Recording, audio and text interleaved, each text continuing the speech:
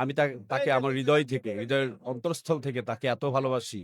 কারণ আমি যে সময়টাতে শ্রমিক নেতৃত্বে এসেছি, সে সময়টায় তিনি বাঙালি জাতির একজন হিরো ছিল।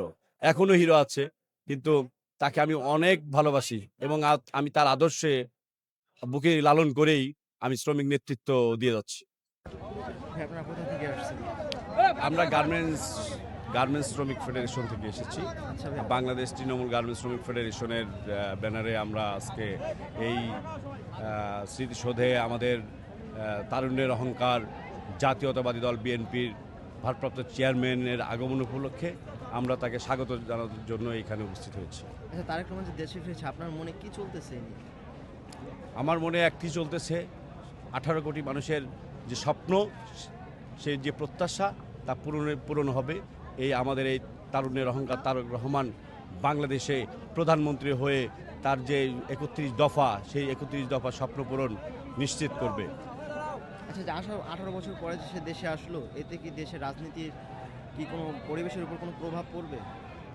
18 বছর পর দেশে আমাদের তারেক রহমান তার মা মাটি ডাকছে, সে আসছে, তার জন্মভূমি, হ্যাঁ, তার দেশ, তার দেশের মানুষ।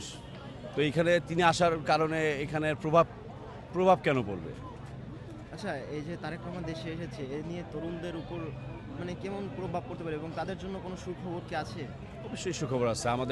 আমরা 31 দফা যে আছে তারেক রহমানের, সেই 31 দফার মধ্যে তরুণ না শুধু, এই বাংলাদেশের অর্থনীতি, এই বাংলাদেশের শিশু, সব কিছুই, প্রত্যেকটা মানুষকে নিয়েই তার এই 31 দফা এবং এই রাষ্ট্রকে নিয়ে তার 31 দফা।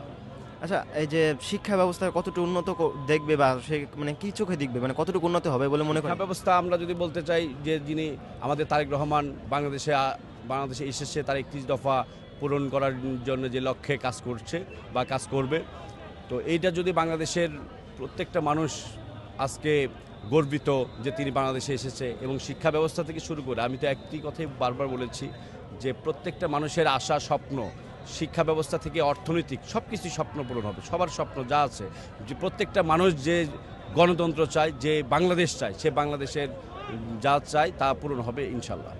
আচ্ছা সাধারণ মানুষ হিসেবে আপনার তার কাছে সবচেয়ে বড় প্রত্যাশা কি? মানে সাধারণ মানুষ হিসেবে আমার তার কাছে প্রত্যাশা, তিনি যে 31 দফা যেটা বলেছে যে স্বপ্ন পূরণ বাঙালি জাতির জন্য, সেই স্বপ্ন পূরণ যেন সেই স্বপ্ন পূরণের জন্য সবাই ঐক্যবদ্ধভাবে ধানের শীষে ভোট দিয়ে তাকে প্রধানমন্ত্রী নির্বাচিত করে তার স্বপ্ন যেন পূরণ করার জন্য সহযোগিতা করে। এটাই আমাদের সবার প্রত্যাশা।